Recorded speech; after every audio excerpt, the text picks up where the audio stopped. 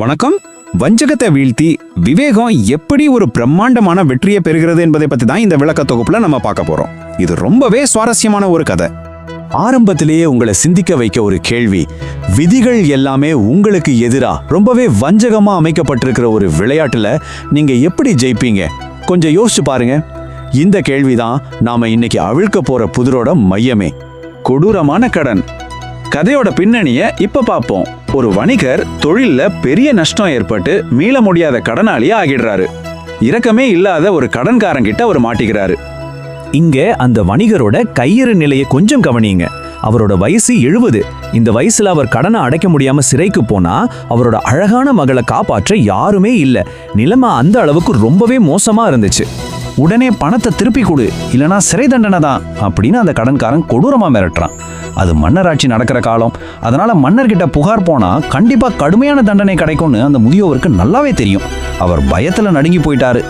ஒரு வஞ்சகமான பந்தயம். அந்த முதியவரோட மக மேல கடன்காரனுக்கு ஒரு கண்ணு. உடனே அவன் அவங்க தோட்டத்துல கிடந்த கருப்பு வெள்ளை கூழாங்கற்களை வச்சு ஒரு வஞ்சகமான விளையாட்ட ஆரம்பிக்கிறான். இது எப்பேற்பட்ட ஒரு கொடிய பொறின்னு பாருங்க. பைக்குள்ள ஒரு வெள்ளைக்கல் ஒரு கருப்பு கல் இருக்கும். பொண்ணு பார்க்காம ஒரு கல்லை எடுக்கணும். வெள்ளைக்கல்லை எடுத்தா முழு கடனும் தள்ளுபடி, கல்யாணமும் பண்ணிக்க வேணாம். ஆனா கருப்பு கல்லை எடுத்தா கடன் தள்ளுபடி ஆகும். ஆனா அந்த கொடூரமானவனை அந்த பொண்ணு கட்டாய கல்யாணம் செஞ்சுக்கணும். மகளோட சுதந்திரமும் அப்பாவோட கடனும் இப்ப அந்த ஒரு கல்லுல தான் ஊசலாடிட்டு இருக்கு. இதை கேட்டு அந்த தந்தை எவ்வளவு துடிச்சு போயிருப்பாருன்னு நினைச்சு பாருங்க. தப்பிக்க வேற எந்த வழியுமே இல்லை. வேற வழியே இல்லாம தவிப்போடும் கண்ணீரோடும் அந்த பந்தயத்துக்கு அவர் சம்மதிக்கிறாரு. கடன்காரன் கீழே கிடந்த கற்களை எடுத்து பைக்குள்ள போட ஆரம்பிக்கிறான். ஆனா அங்கதான் ஒரு பெரிய வஞ்சகமே அரங்கேறுச்சு. அந்த துரோகி யாருக்கும் தெரியாம ரெண்டுமே கருப்பு நிற கற்களா பார்த்து பைக்குள்ள போட்டுட்டான். அந்த பொண்ணு ஜெயிக்கிறதுக்கான சின்ன வாய்ப்பை கூட அவன் அடியோட அழிச்சிட்டான். சாத்தியமற்ற ஒரு தேர்வு. கதையோட உச்சக்கட்ட பதற்றமே இங்கேதான். பைக்குக்குள்ள போட்ட ரெண்டுமே கருப்பு கற்கள் தான் அந்த பொண்ணு ரொம்ப நுட்பமா கவனிச்சிட்டான். இப்போ எதை எடுத்தாலும் அவளோட விதி முடிஞ்சது. ஒரு நிமிஷம், நீங்க அந்த பொண்ணோட இடத்துல இருந்திருந்தா என்ன பண்ணிருப்பீங்க? தப்பிக்கவே முடியாத இந்த சிக்கல்ல இருந்து உங்களை எப்படி காப்பாத்திக்கிருப்பீங்க? அவள் முன்னாடி இருந்த மோசமான தேர்வுகளை பாருங்க. கடன்காரனோட மோசடியை ஊருக்கே சொல்லலாமா? அதிகார பலத்துக்கு முன்னாடி அது எடுபடாது. கல்லை எடுக்க மறுக்கலாமா? அப்பா சிறைக்கு போயிடுவாரு. சரி, விதியை மீறாம ஒரு கல்லை எடுத்தா அது கண்டிப்பா கருப்பு கல்லா தான் இருக்கும். கட்டாய திருமணம் நடக்கும். எப்படி பார்த்தாலும் சோகமான முடிவுதான். விவேகம், வஞ்சகத்தை வீழ்த்துதல். இப்போ இதுல ரொம்பவே சுவாரஸ்யமான விஷயம் என்னன்னா, அவ தன்னோட லேட்டரல் திங்கிங், அதாவது மாற்று சிந்தனையை பயன்படுத்தி அந்த வில்லனோட ஒட்டுமொத்த திட்டத்தையும் எப்படி தலைகீழா மாத்துறான்னு பார்ப்போம். அவளோட லாஜிக் எப்படி வேலை செய்யுதுன்னு பாருங்க.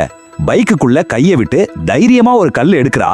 ஆனா அதை பாக்குறதுக்கு முன்னாடியே கண்ணிமைக்கும் நேரத்துல வேணும்னே கை தவறி போற மாதிரி அந்த கல்ல ஆயிரக்கணக்கான கற்கள் கிடக்கிற தரையில நழுவ விடுறா. அது குவியலோட குவியலா கலந்துடுச்சு. உடனே ஐயோ என் கவனக்குறைவை மன்னிச்சிடுங்கன்னு அந்த கடன்காரங்கிட்டயே நடிப்பா கேட்கிறா.